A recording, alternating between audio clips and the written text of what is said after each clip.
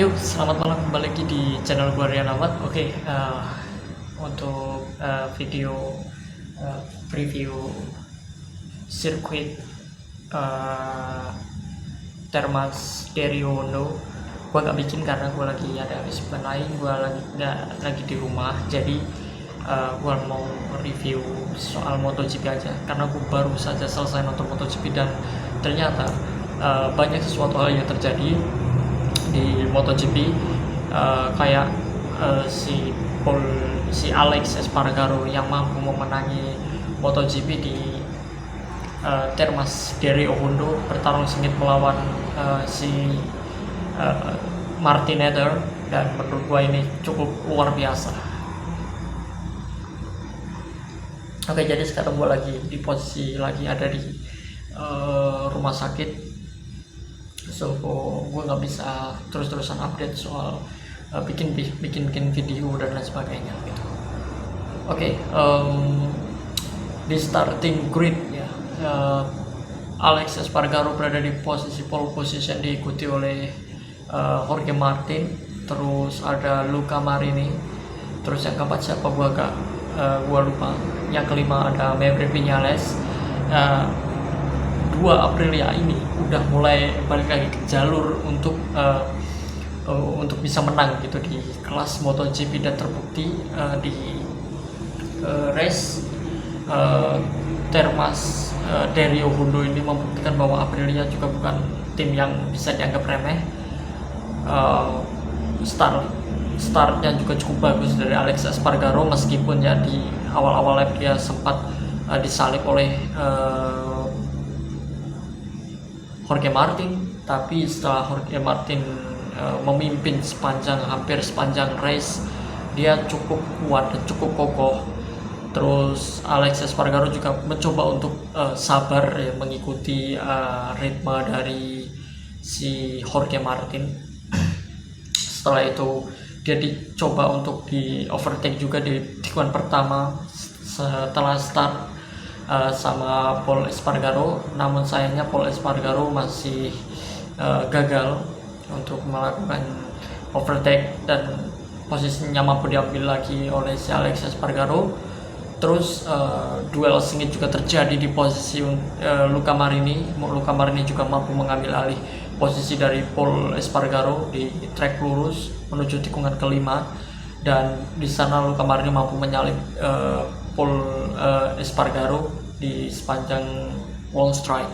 Jadi Luca Marini ini kalau gue bilang belum kelasnya untuk masuk top 5 ya.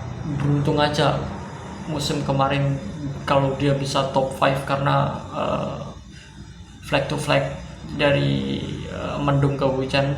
Kalau kali ini kita bicara untuk clear race, Luca Marini ini belum kelasnya untuk bisa naik podium di MotoGP 2022 ini untuk paruh musim pertama. Nggak tahu kalau untuk paruh musim kedua, karena lu tahu Ducati cuma menang power doang, dan at least lu nggak bakal bisa menang kalau lu hanya percaya power adalah segalanya.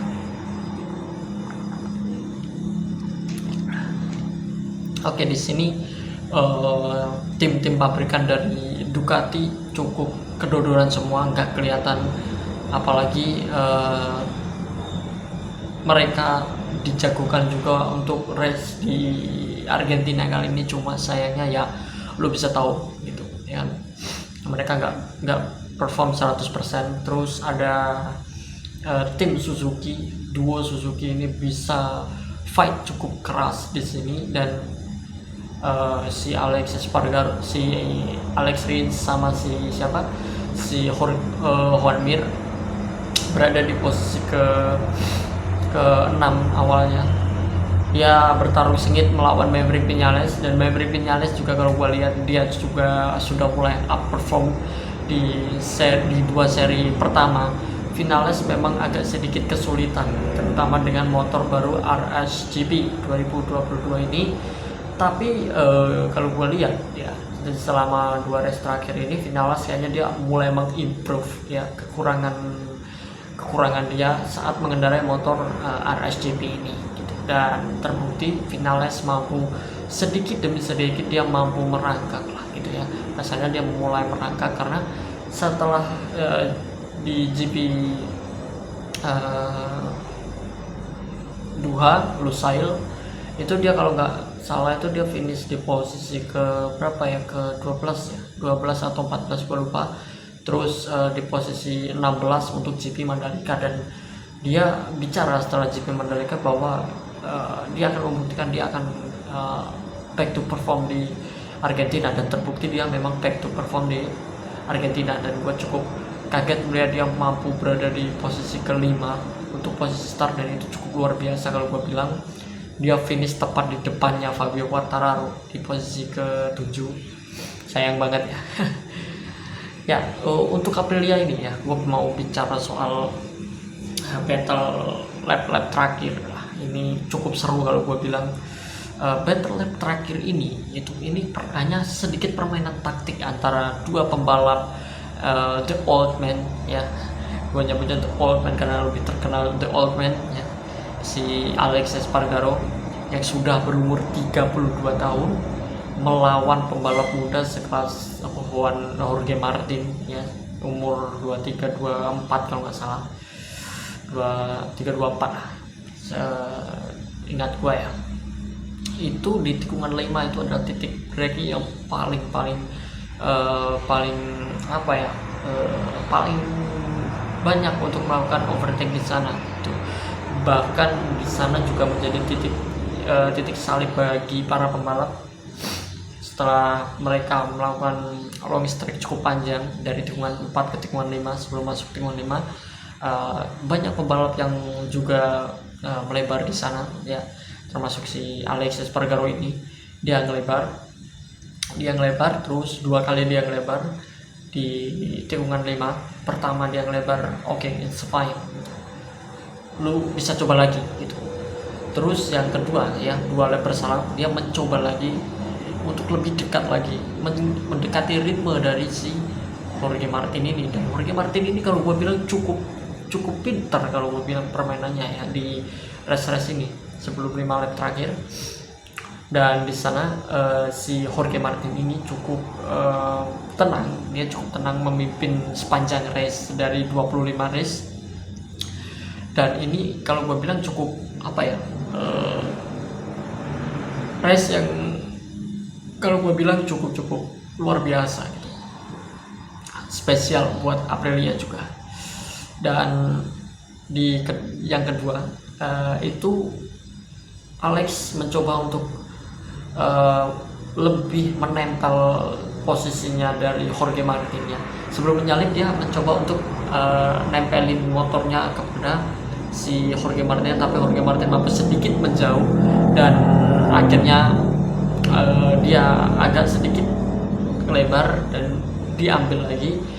Itu yang kedua kalinya. Dan gue bilang, lu sabar dulu, ini hanya permainan taktik, bukan masalah lu kenceng di long strike terus lu bisa manfaatin itu, enggak, lu hanya sedikit perlu memainkan taktik gitu. Jadi lu bisa kasih si Jorge Martin ini 1 atau 2 lap lagi, dia bakalan panik karena at least lu udah senior dan lu memiliki banyak pengalaman dan lu bisa lah untuk ngalahin si Jorge Martin ini dengan mudah harusnya. Tapi di sini Jorge Martin juga nggak sebodoh itu gitu, dia nggak setolol itu. Dan at least lu bisa battle gitu di lap-lap terakhir ini gitu. Dan terbukti di percobaan ketiga mampu ya, dia mampu blok pas si posisinya Jorge Martin ini, dia mengerem di titik yang tepat. Dia juga mampu menyalip dan memblok pas dengan cukup bagus si Alex Espargaro. Dan dia di sana langsung membuat gap, dan ini membuktikan bahwa strategi untuk mengikuti si Jorge Martin ini berjalan dengan lancar gitu. Dan di sana sudah nggak bisa dikejar lagi ya, lu cuma bisa mempertahankan posisi lu aja di posisi kedua, dan itu sudah bagus karena di 2 race terakhir Jorge Martin juga cukup buruk ya. Yang pertama ditabrak sama Pecco Bagnaia, yang kedua dia harus crash di GP Mandalika. Terus di race ini dia membuktikan kelasnya gitu. Di 3 lap terakhir gua agak deg-degan ya ngelihat Maverick Vinales ya. Gua mau bicara soal Maverick Vinales juga sedikit ya. Dia cukup kuat di sini. Gua nggak pernah lihat versi Maverick Vinales yang ini gitu. Kenapa gua nggak pernah lihat versi Maverick Vinales yang ini? Karena Vinales yang ini cukup berbeda dari Maverick Vinales di tahun-tahun sebelumnya saat dia mengendarai motor Yamaha yang cenderung dia kayak apa ya, kayak susah buat nyalip pembalap lain gitu. Dan di sini dia gila parah, dia bisa nyalip banyak pembalap, dia bisa fight head to head melawan Luca Marini, melawan beberapa pembalap lain gitu. Dan ini adalah salah satu yang gue tunggu dari versinya Maverick Vinales. Dia cukup agresif di MotoGP Argentina ini gitu. Dan ini adalah versi terbaik versi gue ya. Kalau menurut gue ini adalah versi terbaik dari Maverick Vinales. Dan gue cukup suka dan gue berharap Vinales mampu mempertahankan performanya yang sekarang ini untuk race selanjutnya di GP Austin Amerika. Dan gue harap Vinales juga mampu untuk tetap konsisten berada di posisi top 10. Gue yakin dia bakalan naik podium, entah itu di paruh musim kedua atau di paruh musim pertama akhir nanti. Tapi gue percaya kalau Vinales ini bakalan naik podium untuk MotoGP 2022 ini bersama tim Aprilia, mengingat gaya balapnya ini dengan Aprilia di GP Argentina ini sudah sangat klop kalau gue bilang. Ya tergantung nanti race-nya bakal seperti apa, karena this is race, jadi semua bisa terjadi. Gue juga gak memprediksi bahwa Aprilia bakalan menang gitu. Jujur gue lebih mengedepankan Jorge Martin bisa menang di sini gitu. Tapi this is race gitu, Aprilia menang, lu bisa lihat gitu, karena power bukan segalanya gitu. Sekali lagi buat tekankan buat lu semua yang pecinta MotoGP bahwa power bukan segalanya. Power kalah, lu pergi jauh-jauh. Vinales ini cuma kalau gua rasa dia itu kayaknya ngelebar gitu ya kan. Dia mencoba untuk menyalip Pecco Bagnaia, tapi sayangnya dia menyenggol bagian ekor motor dari Francesco Bagnaia, sehingga itu yang menyebabkan aero firing dari Maverick Vinales ini patah gitu.